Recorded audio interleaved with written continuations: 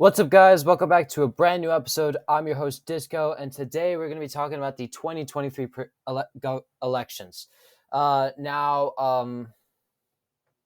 you may know, Democrats are in for a big hit for the 2023 governor elections and the legislative elections. Now, they're at a huge disadvantage. They're holding two governor elections.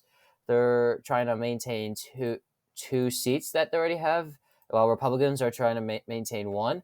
And they have legislative chambers are trying to gain back Virginia. Now,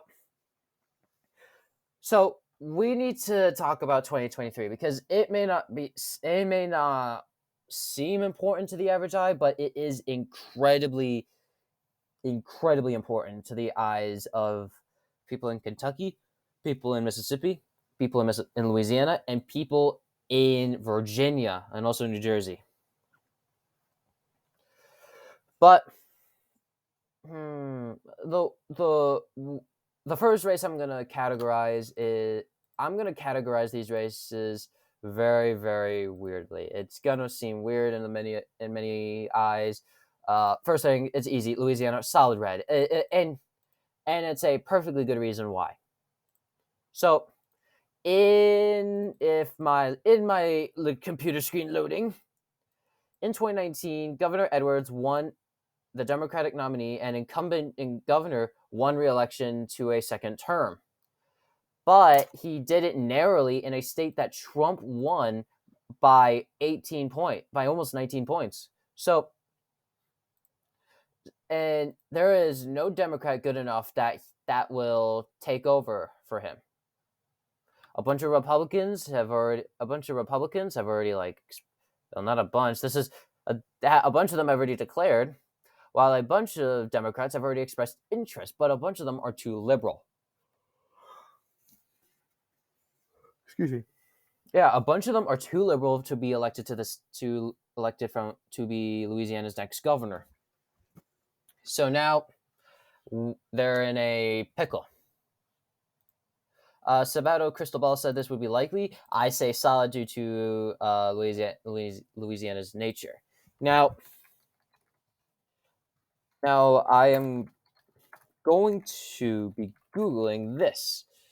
Now, our next state is Mississippi. Now, Mississippi, it narrowly went to the Republican governor, who is now he's now the Republican governor, Reeves. He won the seat by 5 points. May I add that this is a state that Trump won by 16 points, part of the situated in the deep South and a socially conservative Bible Belt state. Yes, precinct rule. You'll see. There's for the record, this is a bunch of rural areas right here, but there's a few cities here. I think there's city here. Yeah, these are a bunch of rural areas. Jim Hood, who was like this attorney general from like 2004, was very much so a popular guy. But now, hypothetical polling. This was originally within striking distance. Come on. Yeah, here it is. Yeah. So, there was a polling against Tate Reeves versus Brandon Priestley. It was a cousin of someone, but this is the margin. It's within 5 points. And yet I understand that he's won 43% of the vote already, Tate Reeves, and yet 14% have undecided. But add that 14%, you get 53.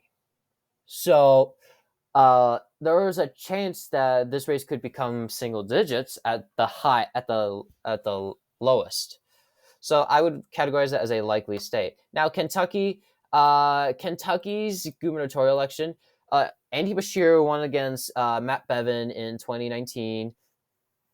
So how could he win against him? Well, Matt Bevin was considered deeply unpopular in education, deeply unpopular just in general. His way of handling crises, he left them unchecked, and a bunch of people were pissed off.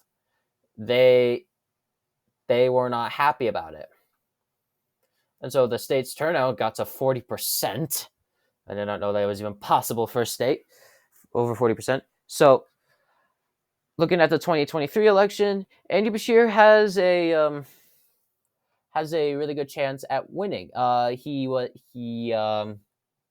He handled the crisis very well. The tornado, when a bunch of homes were destroyed, he has come down to the areas where homes were destroyed and make sure that new homes were being built. And he is considered a bit popular, and he's already got a bit of cash on him. Matt Bevin's already said no, I believe. But so far, it shows that Andy Bashir is winning so far, no matter who.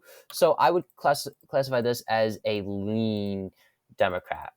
I think Andy Bashir would be the last known Deep South no, that's That's Edwards. Edwards will be considered the last Deep South Democratic governor I'm in for quite some time. They will not elect one in decades, probably. But Andy Bashir will be one of the last few Democrats controlling a red state. So, what does that leave us with? Well, that leaves us with legislative chamber elections. Now, this is 2022. Democrats currently have 36 chamber. This is the chamber. I mean, total chambers within lower and upper and lower chambers. Oh, excuse me. But currently, out of the 88 legislative chambers, Democrats control 40 of them, Republicans control 57 of them, and 2 are held by a coalition. Now, that coalition both of those are in Alaska. Now, if we go to the next year, which is 2023, we are looking at a New Jersey state New Jersey. We're looking at both for upper house and lower house, New Jersey, Virginia, Mississippi, and Louisiana. Now, Louisiana is clear. It's going to go Republican, unless something happens to their maps that makes them somewhat competitive and Democrats have an amazing year. I just don't see that happening. Mississippi, same thing. Their maps are redistricted by the Republicans. So I just see that as Republicans gaining them. These are the current maps right now, just a heads up. Now, New Jersey. All seats of the New Jersey Senate and New Jersey General Assembly are up for election. In 2023, senators will be elected to 4-year terms in single-member districts, while assembly members will be elected to 2-year terms in 2-member districts. Democrats currently control both chambers. Now, as shown here in the General Assembly, they are very close to losing it. And in the state Senate, they could very much so lose it because all they need is 4 seats to tie it. And they're only 6 away from tying it as well. Maybe just add an 81 or a 41 to make sure it doesn't tie. I need to learn how to tie a tie. That would help. But yeah, but in Virginia, that's a bit of a different story because Virginia has been historically getting more and more blue. I mean, let's just look at the 2001 election. Warner won by 5 points. Then you can start to see the trend. And then 5 points again, Kane wins. But then Republican governor got in. And then in a year where they should have elected a Republican governor, they elected a Democratic governor, McAuliffe. And then they lost it again. I mean, they lost it in 2021. But Northam won by almost 9 points, which is one of the biggest margins of victory for a Democrat in history. And then Youngkin wins by 2 points.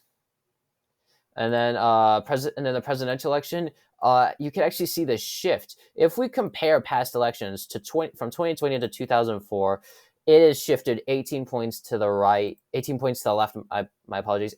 And even with 2000 is a better year because that shows 2000, in my opinion, is the best year to show shift because that is where the party was both parties were basically dead even split in every state. They were yeah, we are competitive.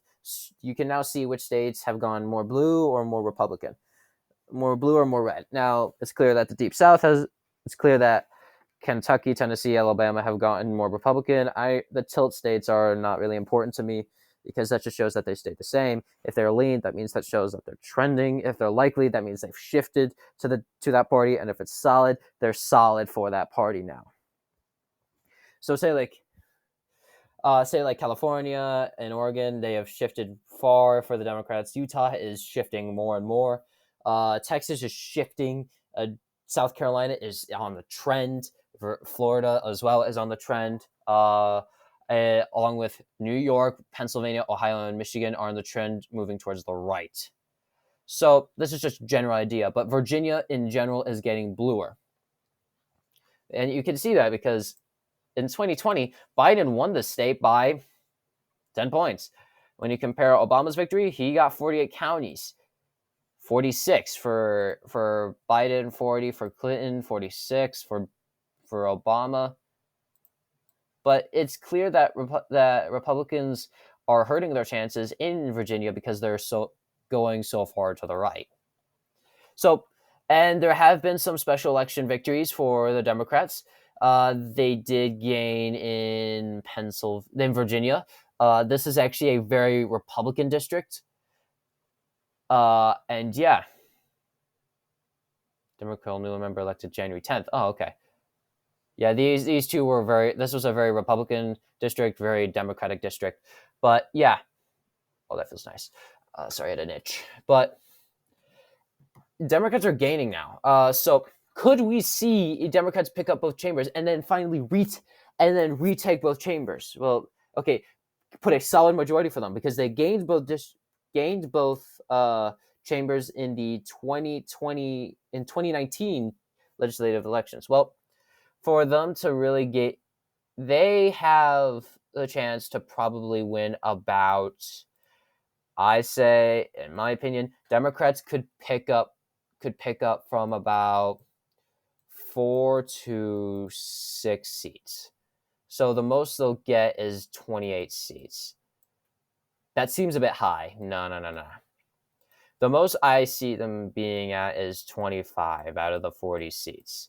For here, I see them about 50, 57.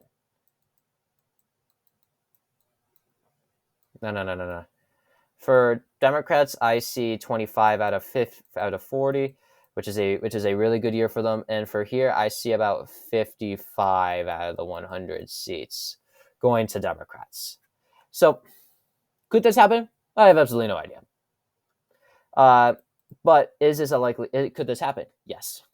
Now, in order for this to happen, they would need to have strong fundraising. They would have to have strong campaigning, and this is basically Youngkin's midterm elections for himself. Basically, the presidential elections are the midterm elections for a lot of governors. So now, so yeah, we'll see what happens, but I